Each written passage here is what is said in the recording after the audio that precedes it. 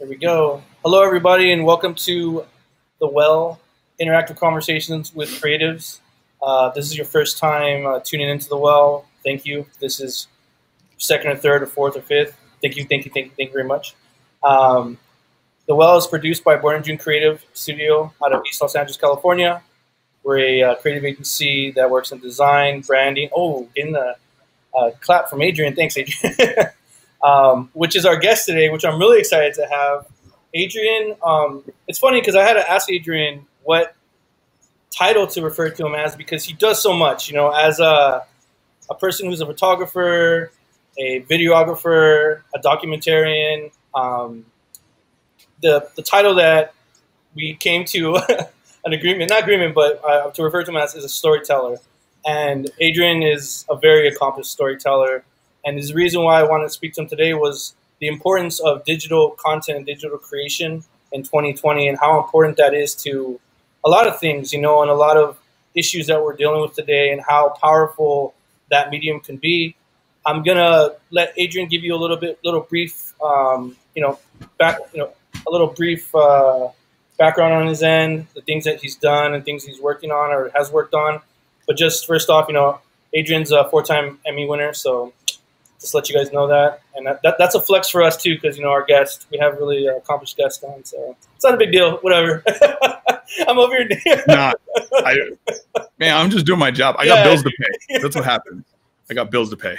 But, yeah, I'm going to hand it over to Adrian. And once again, man, thank you so much for being on. It's such an honor. And Dude. Once again, shout out to your awesome backdrop. That's real, by the way, guys. That's all organic. And you're flexing on us, dude. I'm going to have to really up our game because this is amazing. But I'll hook you up, dude. I know people and little contraptions. That's all it takes. Just little tools.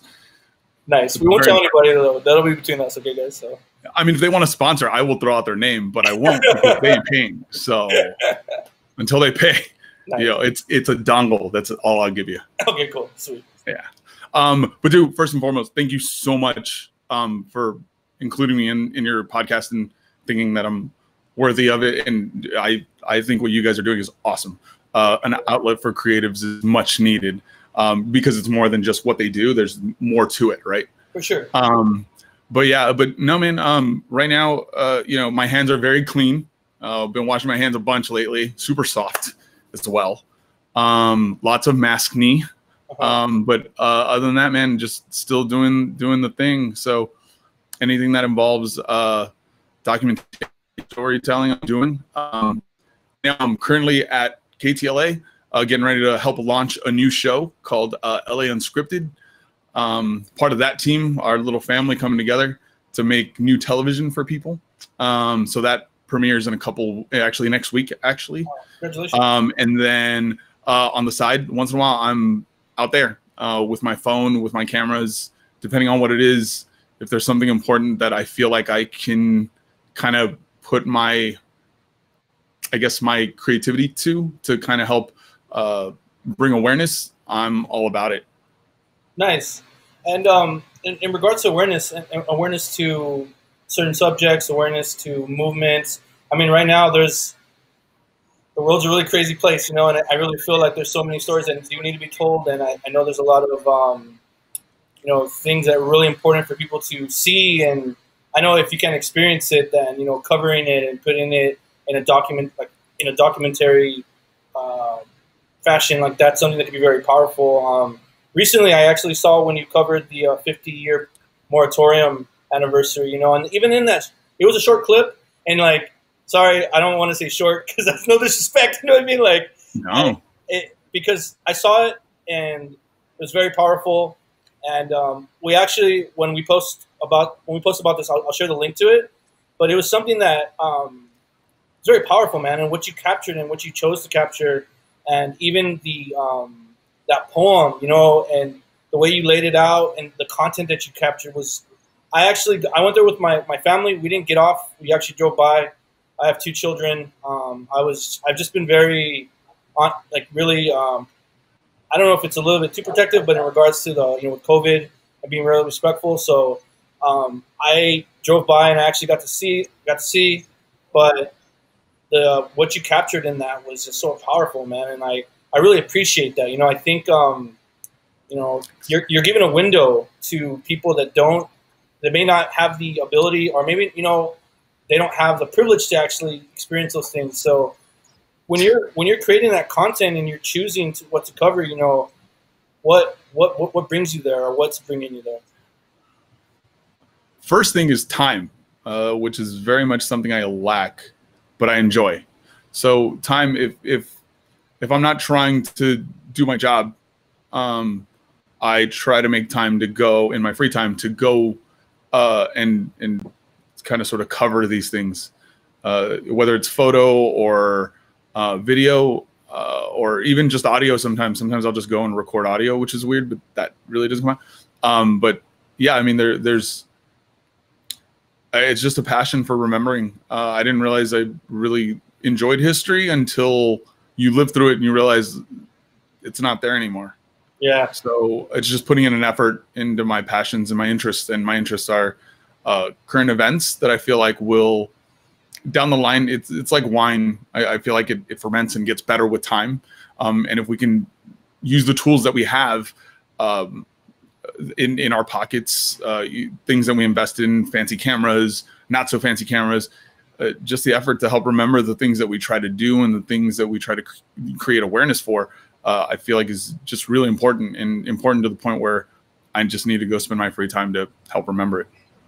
Is there any particular subject that you feel strongly about covering and bringing awareness to? Anybody I feel like that needs a voice, or not a voice, but maybe communication or help with communication. Yeah. The whole idea of if a tree falls in the forest comes into play. I got you. If somebody's making a ton of noise, then does it really matter if nobody hears it, right? So if I can use my skill set to create that awareness, or at least draw that attention to somebody to question it, or just invoke thought, I would like to help with. You know, it's kind of a liaison between people, right? So something happens, I record it and put it out there, and maybe somebody sees it and wants to either learn about it or question anything else that's involved with it. I know creating this kind of the content that you created and things that you put together, I would imagine that it's more than just the experience of shooting and editing.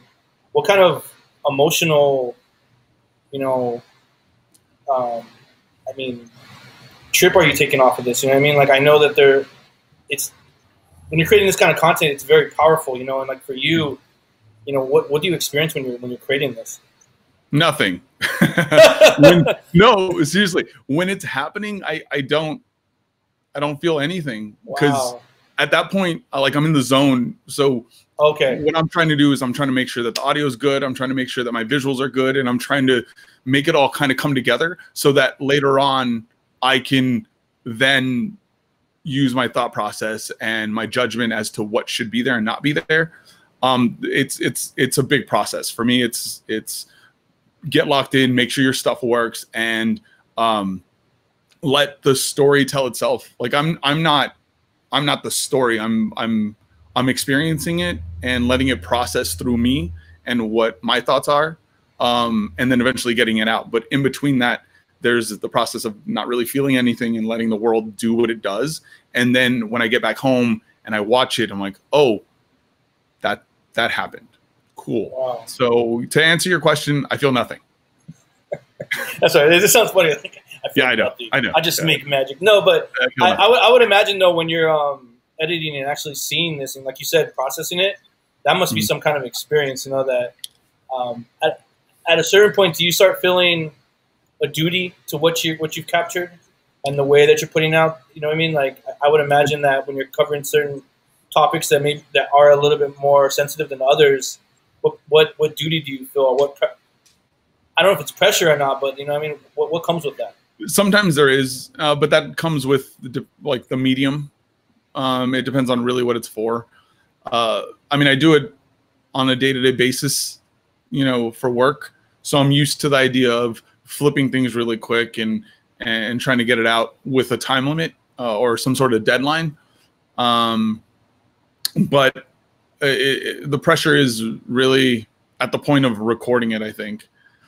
I think that's why I don't let the emotions or anything like that kind of hinder the process, because you can't tell a story if you have nothing to show, right? Like you can take my words, but I'm terrible with words. Like I don't feel comfortable with that. I don't feel comfortable with writing. I feel comfortable in showing you a picture and audio, or just a picture. So, but as far as pressure, I mean, for anybody that I'm trying to help and help create awareness or get a voice out or get a message out, I think that's where the pressure is. Yeah, that's but also, but also the social media aspect. Everything that I do is mostly for social. Okay. Now, I mean, I use television to help pay bills, and I tell stories that way. That's my day-to-day, right? But my other outlet is social media. If I can get the highest number of people to see it at a certain time, or what I think is a certain time, which could be unconventional now, you know, considering that we have COVID and people's habits are basically thrown out the window. Yeah, basically, yeah. I will try new things, or you know, just try to get the biggest impact to help get a message out. Nice. You know, I have a strong belief that right now, creating digital content is very important, even if you're not seasoned at it, even if it's something that you're not, you haven't really invested years in. But if you feel like you have a message to put out there, and if you feel like there's something that you want to convey, there's a lot of technologies now that make it a lot easier. And you actually referred to that, even having your phone to use that. As one of the reasons I also want to speak to you too is that I wanted to give our audience an opportunity to maybe get some insight from a seasoned veteran of someone who's been creating content for global brands, for themselves, and this is great and has created great content. So if there's any insight that you could provide, like I'd want to give our listeners an opportunity so that they can start creating voices for themselves, or for what you're doing, giving the voiceless voices as well. Advice that I would give people. First, can we cuss on this? This is a podcast. Yeah, go ahead. Okay, yeah, don't give a fuck. Seriously. Nice. Like, don't give a fuck. As long as you don't break the law or hurt anybody, just don't give a shit. Like, you have the tools, you have a perspective that's like nobody else's. Just fucking do it. Hesitation, I feel like, leads to failure, because when you rethink things and process them too much, eventually it goes back and forth. Like, you follow your intuition. If it feels good, fucking go for it. But also, don't get in people's way that are important at times. You know what I mean? So and be mindful of other people. Be courteous. Be nice. Respect the space, right? I think that's respect the space. Yeah, because I mean, somebody crying on the side of the street and fucked up emotionally or whatever reason, you jamming a phone or a camera in their face is not something cool to do. Yeah, right? Then it's not about them anymore. It's about you, right? Oh man, it's about you creating that content. You don't have to do that, Yeah, and then the other thing is try new things. You never know what might happen. A friend of mine that currently just picked up a camera, literally 2 months ago, Julian Mercado, is probably one of the best photographers I've seen in naturally. And the thing is, he just turned 30, and the dude is amazing. But he hasn't picked up a camera ever, right? Yeah. He just kind of wanted to try it, and he turned out to be amazing, and he's just running away with it. Don't be afraid of trying new things. You never know what you're good at. I mean, that's how I started this. So don't be afraid to try new things with new tools. Nice. Don't waste that time. Yeah, I think I really like that message of not giving a fuck. I think so many times people now they'll turn to social media to get a response, to see if a lot of people like it or not, and then that makes it good, or if people comment on it, and if they don't, then that makes it good or not. And I really feel like that whole message is bullshit, because there's so many artists that I follow and I see their work, and these guys are super accomplished, but they don't really focus on social media that much. And they'll post something, they won't have a lot of traction on it, whatever. And it's that's really great work. These guys are creating really great, really, really high quality work, and they're not getting a lot of that. Has nothing to do with the quality. So I think if people detach from that and really do it from a space of, from a real place, you know, with a really pure intention, I think that's when we get really, really great content, you know. And I think for me, that's what I've experienced, but it sounds like it's the same with what you're doing. And I'm really happy to hear that, because I think that's a message I always tell people too. Is like, dude, who fucking cares, man? Like, if you're an artist is anyone that expresses themselves, right? And if you're expressing yourself, and if it's for purpose of serving others, then I don't think you're ever going to make anything that's bad, you know? So, or even if it's a purpose for serving yourself, like maybe you need that creative outlet, right? Like maybe you're just seeing a bunch of stuff that you feel like other people aren't doing, and you want to try something, dude, then do it. If not for anybody else, do it for yourself at the very least. Nice, man. Yeah. Is there any other, like, but for me, as someone who started off, and like, I wasn't so much self-taught. I actually studied design in high school for about 4 years. And then after that, I came back to about 10 years later. And then I had to reteach myself everything and learn new things kind of on my own and reach out to mentors. And a question I've gotten before, which I really, really like, is if there's something that you would have known in the beginning that you know now, what is that thing that, you know? Sometimes it's just certain like things, you know, like for me, it was one of my favorite lessons. Question. One of my favorite lessons was erasing. If you can erase and start over, dude, like that to me was so liberating, because it's like, don't hold on to it, man. If you can be better and you want it to be, do it. If not, then you can just let it go, and you know, but erasing and be able to walk away from stuff was something for me. But do you have any insight as a videographer, photographer, content storyteller? Oh, something that I wish I knew from the beginning. I don't know, because that changes like who I am in my process. Like my life, you know? I got you. But, ooh, that's a toughie. You mean technically or personally? Both, man. I think as now you got two questions. Oh, no. You squeezed in two questions, dude. 2 for 1, man. Dang. Okay. This one's tough. Somebody, you know what, the law. I think I wish somebody would have taught me like the law. Okay. Like the rules. Oh, okay. That's good. That's good. Not that nobody tried to not teach me the rules. It's just you weren't ready to accept it. Yeah. But honestly, knowing the rules, like the idea of like simple, basic, creative rules, like, you know, the golden rule, you know, rules for audio, things like that. Yeah, cool. Because you know what? I wish somebody would have told me to listen. Maybe that's what it is. That's a good ass lesson right there. Yeah, I mean, listen a little. My ego might have gotten in the way. I might have been a little bit egotistical when I was younger. Well, you are a 4-time Emmy winner, so I get it. Okay, so ahead of my time, maybe I knew it already. I don't know, but I wasn't ready, right? Like I had the 4-time Emmy-winning, you know, aura when I was younger, and now it's flip-flop. Like now. Yes, I have won and helped to win Emmys, but I don't have that mentality anymore, right? Like I'm very humble now. So I think that's one thing I would have wished that somebody would have told me. And then the other thing is, truthfully, I wish somebody would have told me the relationship between shutter speed and fluorescent lighting. Even though we really don't have that issue anymore. Yeah. It was something that boggled my mind. But in a technical sense, in a creative sense, when you have certain shutter speeds on when fluorescent lights are on, the colors throb in video. Wow. Yeah, nightmare.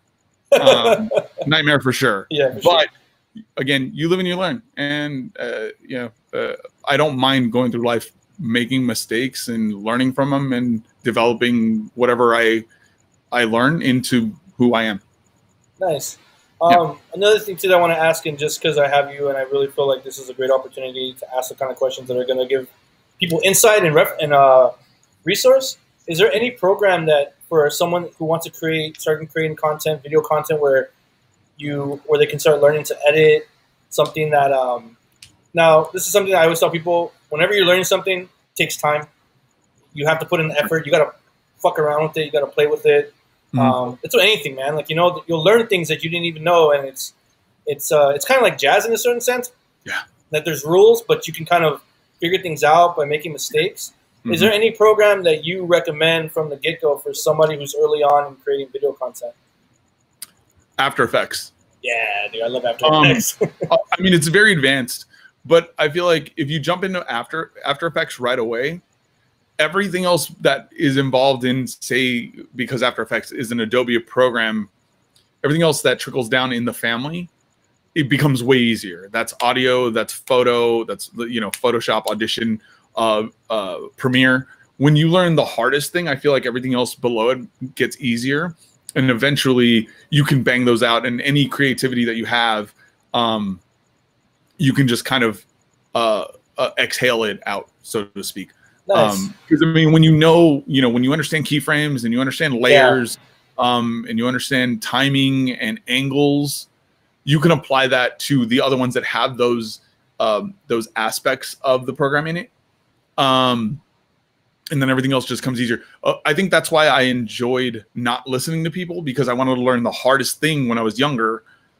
And then everything else below it, or that would be considered below it, was way easier to learn. No, for sure. So, but also all those things are kind of sort of, I guess, subjective in a sense, because I don't create music. I love music. Like, I cut my teeth in hardcore and hip hop music scenes, just shooting video, right? Mm-hmm. But I don't make music, but I love it and I adore it and I appreciate it so much. But I do know how to use Audition very well. I know how to use Photoshop, which actually then got me into photography. So yeah, ass backwards for me, I guess. That's hilarious. Nice. Yeah, man. I it's funny. I thought you were going to say Premiere Pro, and I'm really surprised you said After Effects. I actually use After Effects a lot now. Over the last couple of years, I've been learning MoGraph, which motion graphics.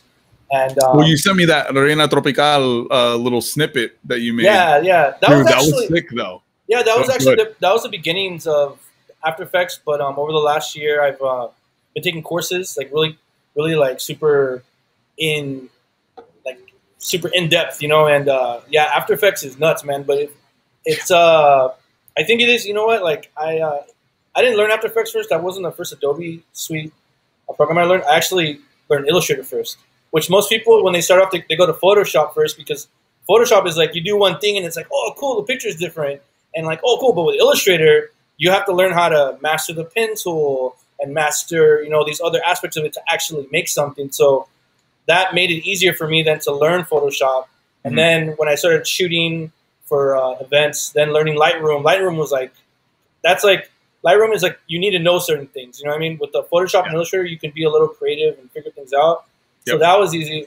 But After Effects, man, when I got into After Effects, I was just like, this is a whole other beast. I mean, it helped. Whole new world, man. It's like, what is it? Oh, no, it's not Little Mermaid. It's Aladdin, right? A Whole New World. I'm going to sing the song. Yeah, dude. It's Magic Carpet for sure. It's when Aladdin hit the Magic Carpet, you're like, whoa.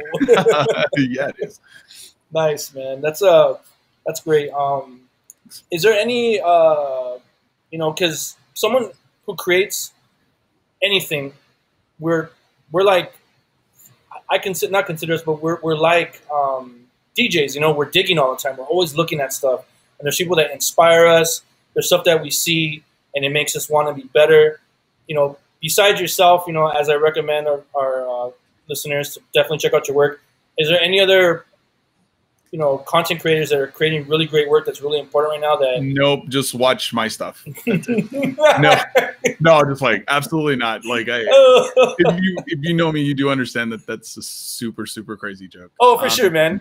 That's actually something too that I told our program director that one of the things I liked about you the most is that I didn't know what you did when I first met you. Like being in LA, usually people talk about what they're doing. I mean, I'm guilty of that, right? When you meet them, because it's an opportunity, to meet people and network. It's not personal, but it's just some people are a lot more outgoing about it. And I didn't know what you did for a while, dude. And then when I found out what you did, and I was like, wait a minute, he's a cameraman at Dodger games, and he was like, that's what I mean. Like, me. Yeah. You've known me for a couple of years now. Yeah. I don't really come out like, hi, I'm Adrian. I shoot for the Dodgers. Like, that's not. Like, I mean, don't get me wrong. That's very LA. Like, for sure, hi. Yeah. I was at the World Series. What'd you do yesterday? Like, that's just not how I do things. Yeah, like, man. And I really appreciate that about you, and you are very humble. And thanks. I've I've learned that lesson from so many people who are as accomplished, you know, I say as you, and that there usually are very like, there's a lot of humility there, you know, because I think you need to have humility to become that successful, you know, because as what you're doing, you're collaborating with people and you have to work with people, and those people, for with anything that you do where you have to give yourself, I think that's where like I can chop it up with you and talk to you, you know, even though we have different mediums, we've both, you know, sat at our desk or sat in front of a screen and sat behind for hours upon hours. So there's this like kinship, you know, and I really appreciate when I meet people like that. And like with you, man, like I was so like humbled by that, because I was like, man, this guy's doing great fucking work.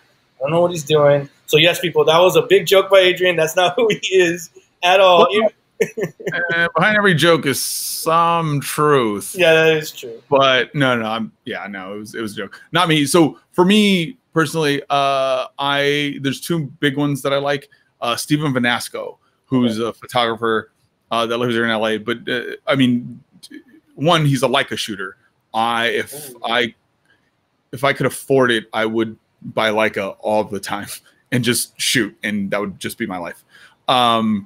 But Steven Vanasco, skater, used to shoot a lot of risque.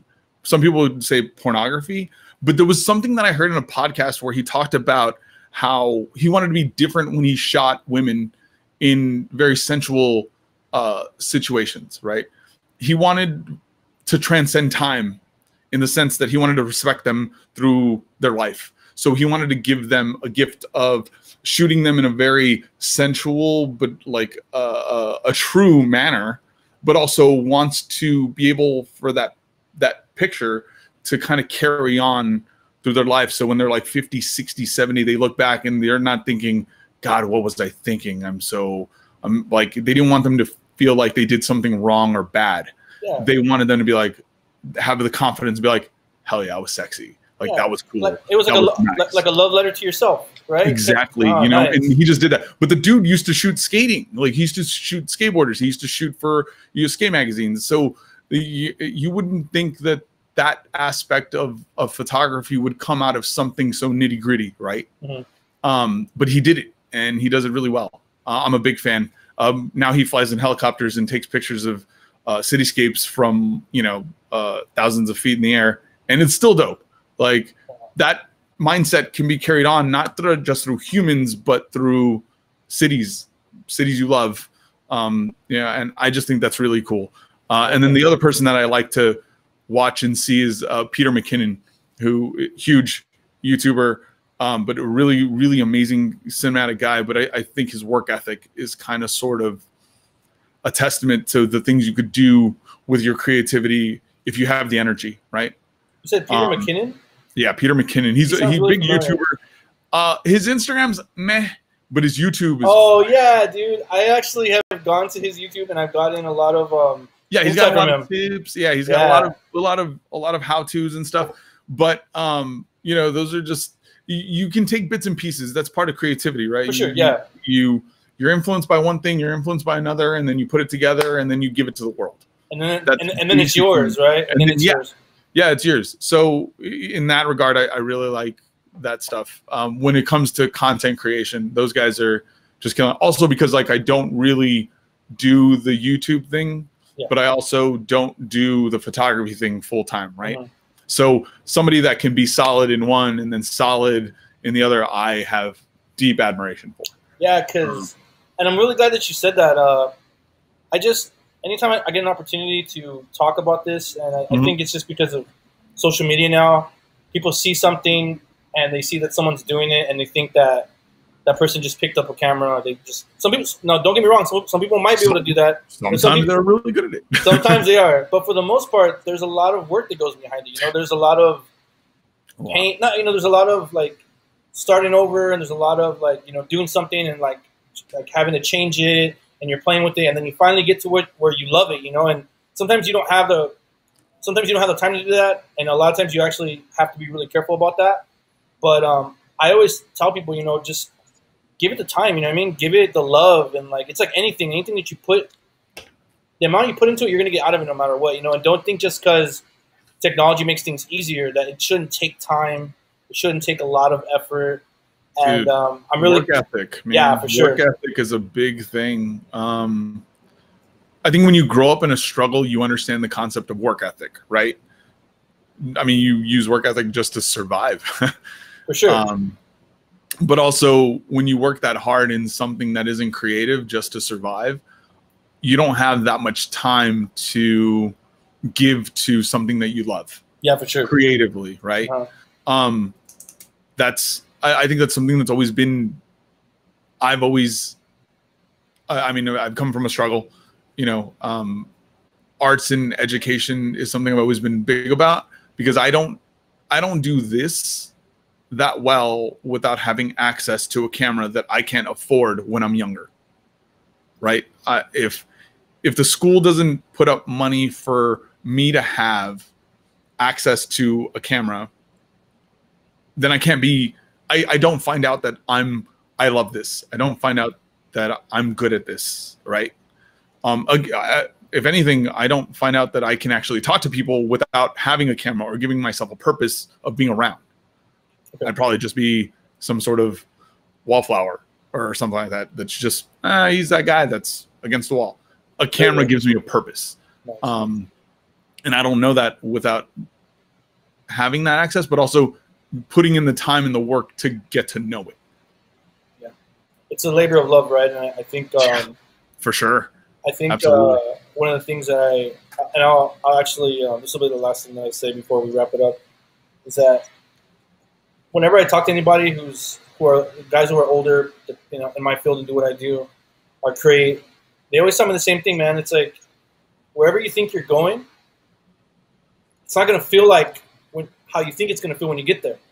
The thing that you're going to remember is the work, like when you got to a skill level, when you're able to do something, and that feeling, the work, the grind, and like not killing yourself, but the effort you got to put in, that's the win right there, man. Like, being able to do this stuff and make a living off of it, like, that's success right there, right? I mean, with the awards that you've won and the things you've been able to do, even if you didn't have those awards, you're a successful person that's able to do something that you love, and you're putting out great content, and so just the last thing that I'll say, man, and this is why I really appreciate having these kind of conversations, is that I want people to understand that, and just if you really want to do these things, do it from a place of, I want to sit there, I want to learn, I want to read, I want to fuck up, I want to, make something over and over again, and that's the best part, and I just want to thank you again, Adrian, so much for giving us your time.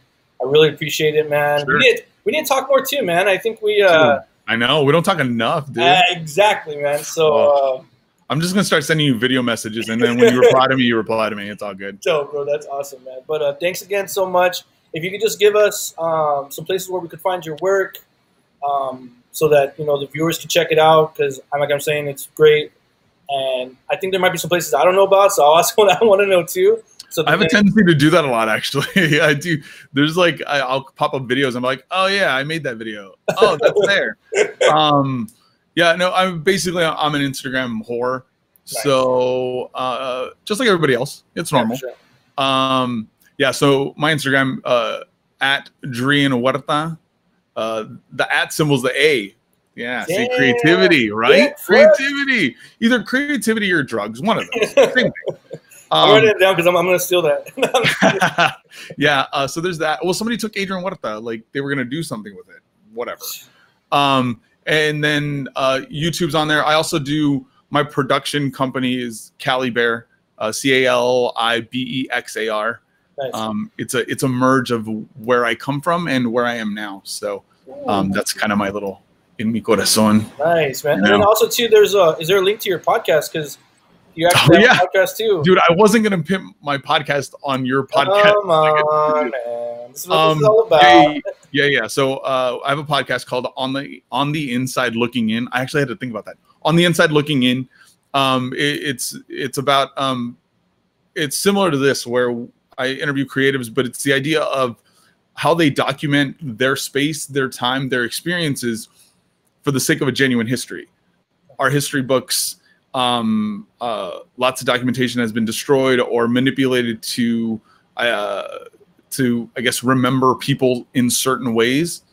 I feel like this kind or of not remember people or not remember at all, right? So I feel like people using art to help remember the things that they lived through, the grind, some sort of experience. I try to go with them. Like I literally put a microphone on them, I put a microphone on me, and we go do stuff together that involves their creativity, their art, and we talk about their process and what they're remembering, what they're seeing. Because I'm not there. Like even people that are there that talk to them, that put out reports, like in journalism, you're going in, you're asking people questions, then you come back and you write what your experience was. I don't feel like that's pure. Yeah. Like why don't we go directly to the source? Why don't we go to the people that are sometimes accidentally remembering what their space is like? Nice. So yeah, that's on the inside looking in. That's on Apple. That's on Android. That's basically anywhere. SoundCloud, and the Instagram is on the inside looking in because it's basically people reflecting on their own documentation, whether they know it or not, using their creative art their creative and their art skills. Amazing, man. Once again, Adrian, thank you so much, man. I really appreciate this. Thank you. You're the man, dude. I appreciate it. Thanks, brother. Yeah, it's on me and my wife. We switch it up when people were interviewing, and I'm like, I got to interview Adrian because we don't talk enough, man. And hopefully this is just the beginning of a bunch of creative conversations between us. So I'll be talking soon, brother. Thank you so much again. And thanks again for flexing on us with that backdrop. Dude, I didn't make it. I just stood. I didn't make it. I just stood in front of it. I like that one. I'm going to save that line, man. All right, brother. Have a good night, man. Thanks, brother. Have a good one.